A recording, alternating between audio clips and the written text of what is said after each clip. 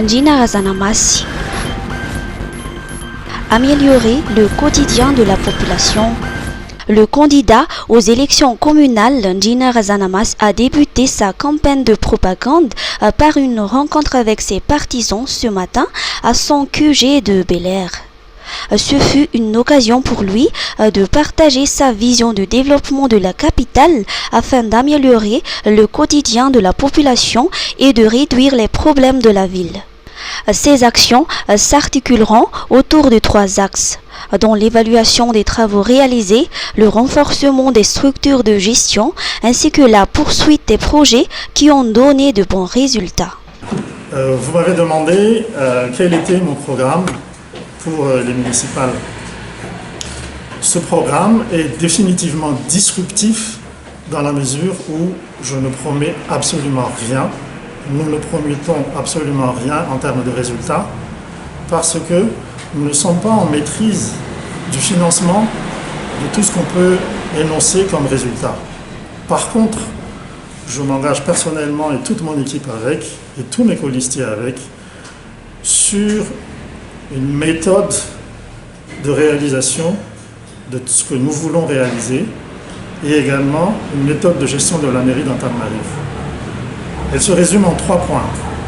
Le premier point, c'est une gestion absolument transparente de la mairie et je pense que nous allons donner des preuves de cette volonté dès les 100 premiers jours. Le second point est une exigence, voire même des exigences que nous aurons vis-à-vis de la population et de tous ceux qui nous entourent, que ce soit en interne donc, ou en externe de la mairie. Des exigences pour plus de civisme, plus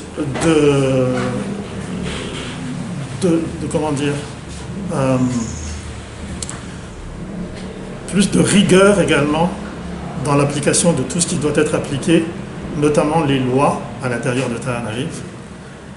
Et la troisième chose, le troisième point de ce programme en 3 points, c'est un ancrage culturel très fort en utilisant une méthode traditionnelle, voire même ancestrale, de méthode de conduite de projet. Elle se résume en 5 points. Cette méthode va être exposée au fur et à mesure tout au long de la campagne, mais elle est très simple. Ce qu'il faut savoir, c'est qu'elle est très ancrée culturellement, pas seulement à Antananarivo, mais dans toutes les villes de Madagascar, elle est totalement applicable. Je fais un petit clin d'œil d'ailleurs à la conférence des évêques. J'ai entendu un discours de l'évêque catholique il y a très peu de temps et sachez que notre programme, nos promesses sont totalement en ligne avec ce qui a été énoncé par l'évêque.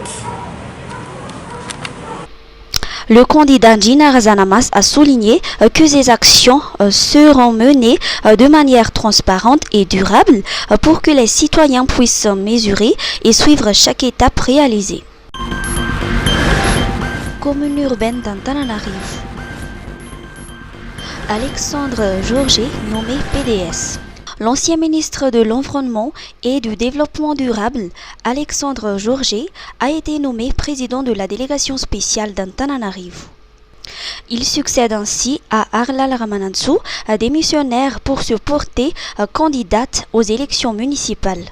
Président fondateur du Parti vert ASNI Madagascar et membre de l'Alliance républicaine de Madagascar, le nouveau PDS expédiera les affaires courantes de la mairie jusqu'à l'élection d'un nouveau maire d'ici janvier 2024.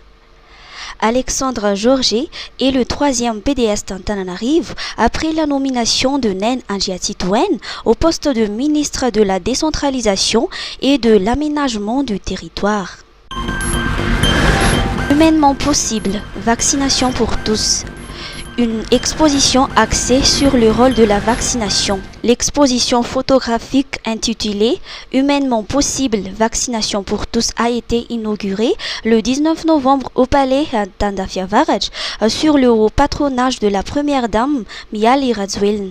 Cet événement vise à mettre en lumière les efforts déployés pour protéger les enfants malgaches contre les maladies évitables par la vaccination.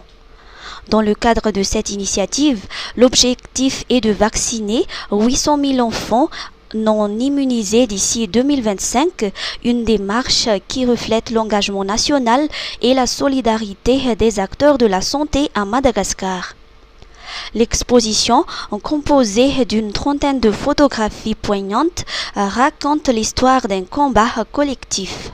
Ces images saisissantes révèlent la réalité des campagnes de vaccination menées dans les régions les plus reculées de l'île, illustrant la détermination des agents de santé souvent confrontés à d'importants défis logistiques ainsi que l'implication des communautés locales dans la protection des enfants. Elle rend également hommage aux héros anonymes qui parcourent des kilomètres pour rendre les vaccins accessibles à tous. Chaque instant capturé témoigne de la solidarité et de l'engagement collectif en faveur d'un avenir meilleur, a souligné Christine Joln, représentante de l'UNICEF. L'exposition sera ouverte au public du 20 au 22 novembre 2024 au Tana Waterfront à Woodford, puis du 23 au 26 novembre 2024 à la City Vanch.